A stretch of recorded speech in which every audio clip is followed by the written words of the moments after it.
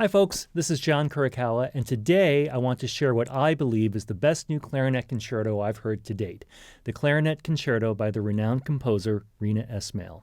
Even more exciting, Reena has created a version for clarinet and piano, which is available on her website. The link is in the description. Having had the privilege of performing this extraordinary concerto with my orchestra, the Dayton Philharmonic, I can say there's truly nothing like it. But since most of us don't have a symphony orchestra at our disposal, this piano version makes it possible for many more clarinetists to experience this incredible music. What you'll see today is a live performance from ClarinetFest 2025 in Fort Worth, Texas. And, as a special bonus, we'll close with a conversation with Reena, where we'll dive into some of the fascinating elements that make this piece so uniquely beautiful. As always, please like and subscribe, and enjoy the performance.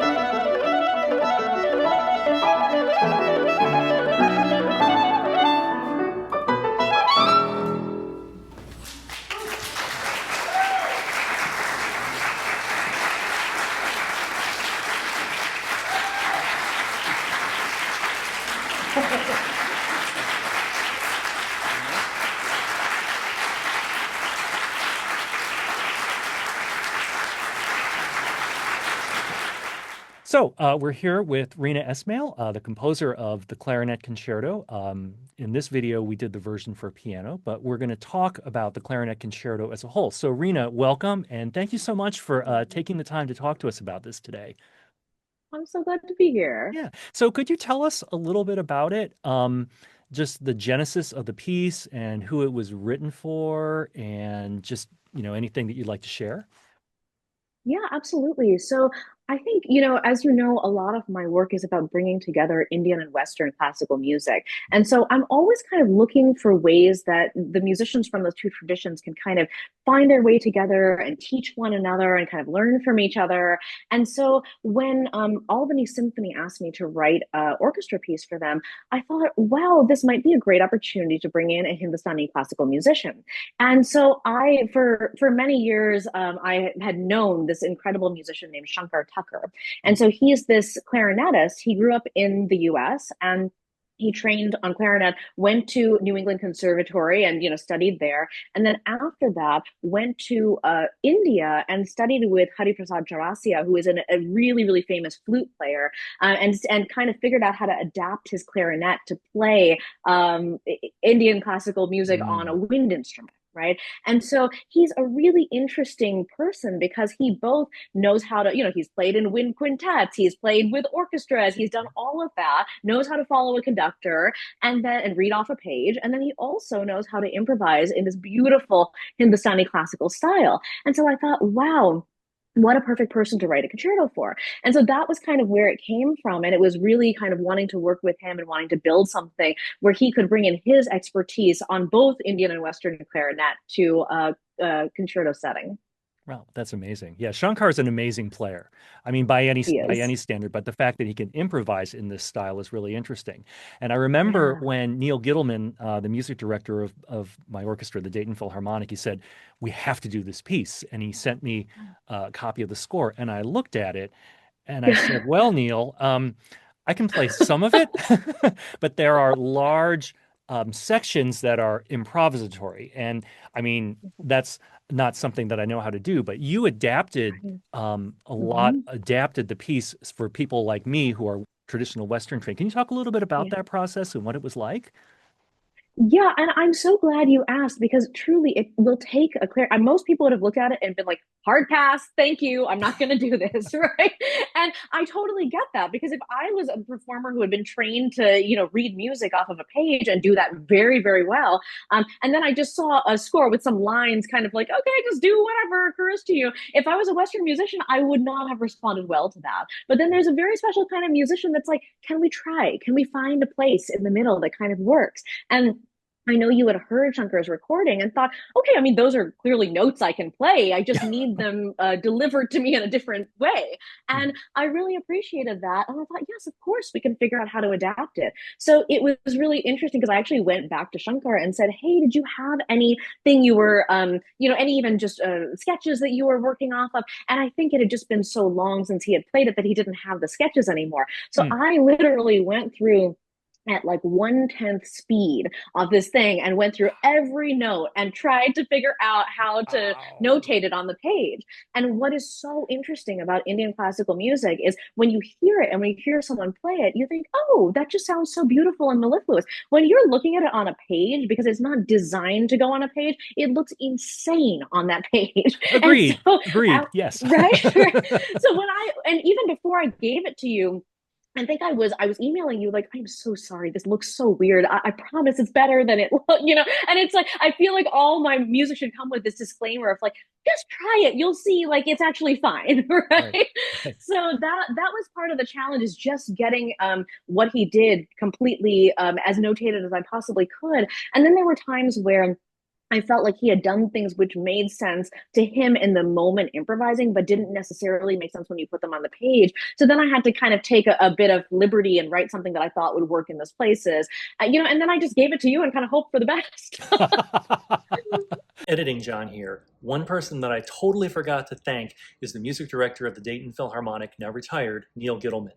I played for Neal for 30 years and he believed in me. He believed I could do this concerto, and he was the first person to approach Reena Esmail to ask if she would do a version of this concerto that I and other clarinet players like me could actually read and play and perform. So Neal was the one that got this all started. Thank you, Neal. You rock. Okay, back to the video. Well, first of all, I really appreciate that you went through all that work because that must have been really, really, really lengthy, painstaking work. But Yeah. I love the fact that it just increases access for this amazing piece to so many more Yes. people, you know. And Yeah. and as far as it looking ridiculous, well, yeah. until you actually play it, and then it makes it for to somebody with no Indian music training, it actually does make quite a bit of sense because at least, I hope this doesn't sound arrogant or pretentious, but a musical line is a musical line, and there's so much Totally. to be there's so much to be found in there. And then it's just Yeah. for me, it was just a matter of, okay, how does this fit in with the orchestra? So there's definitely some brain Right. work, but like I said, the reward for diving in and learn, the rewards are so rich. You get to play Yeah. in just a completely different style. Um, Right. Really, really, really, really fantastic. Wow, that's really interesting.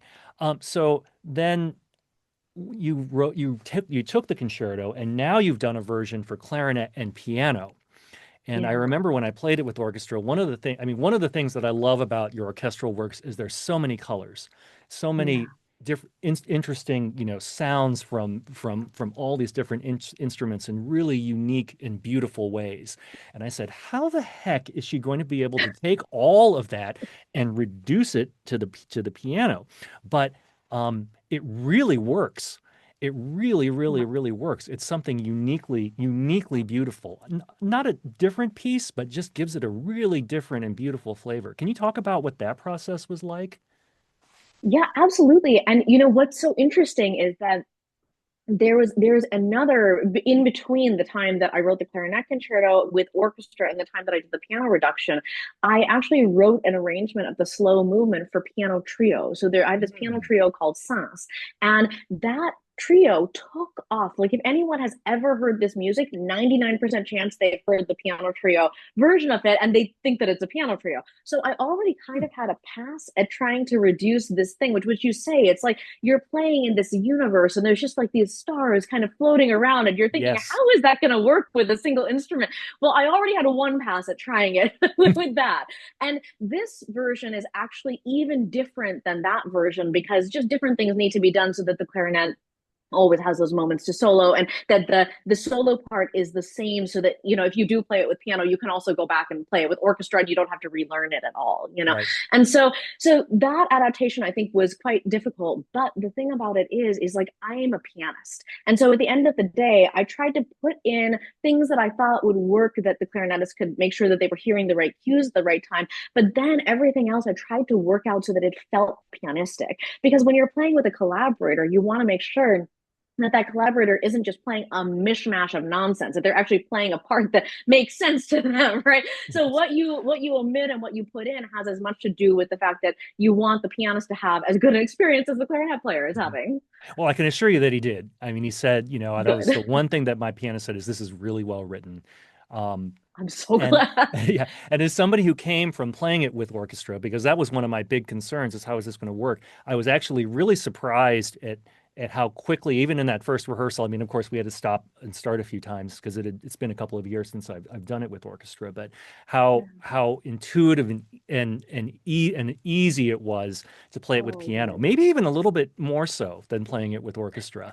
So Right. I was, Because the yeah. thing about the pianist is that they have, it's just you and them, right? And there's no one Mhm. kind of in the middle conducting it. And Right. because of that, you want to make sure that a lot of things that can be very amorphous when you do it with an orchestra, because a conductor is there managing it, you Mhm. want to make sure that they're a little more clear cut when it's just you and your pianist. And then neither of you are on the back foot thinking like, oh, are we aligning? I'm not sure. You both kind of know when you're at the certain place. That's really important. Yeah.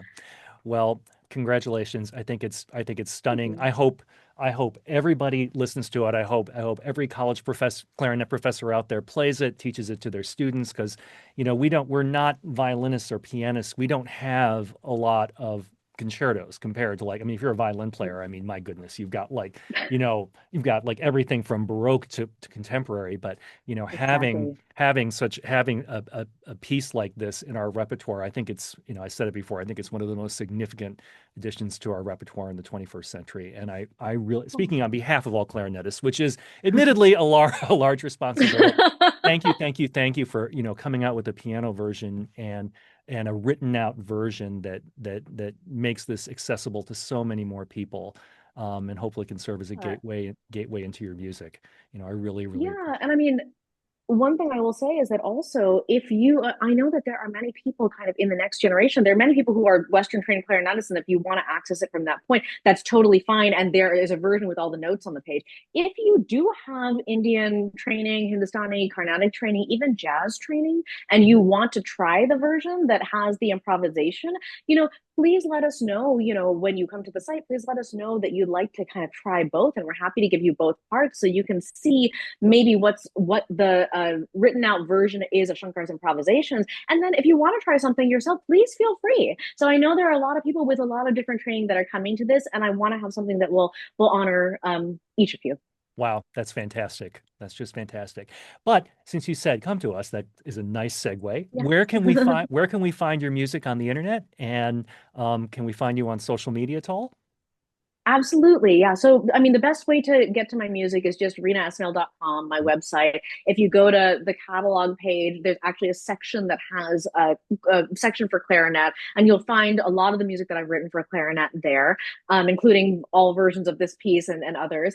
And then, yeah, I have a pretty active Instagram. So if you want to just follow me there, you'll see what is new and is coming out. So yeah, plenty of stuff. That's fantastic. And we'll have all of that information linked below in the description. Thank you so much, Reena. I mean, getting to play your music has just been like a really fantastic experience. And again, very musically rich and rewarding. So thank you so much for this chat. I really, really, really appreciate it. And I hope, our viewers enjoy it too. So thank you so me much. too. Really appreciate it. Take care. You too. I hope you enjoyed the performance and the conversation with Reena Esmail. I also hope you can see why she's not only one of my favorite composers, but one of the most inspiring people in the industry. I'm really looking forward to hearing your thoughts in the comments. Most of all, I hope you found this clarinet concerto as uplifting to listen to as I found it to practice and perform. Be sure to check out Reena's music on her website. Everything you've heard is available there, and give her a follow on Instagram. And finally, thank you. I truly appreciate all of your support. Don't forget to like and subscribe, and I'll see you in the next video. Take care.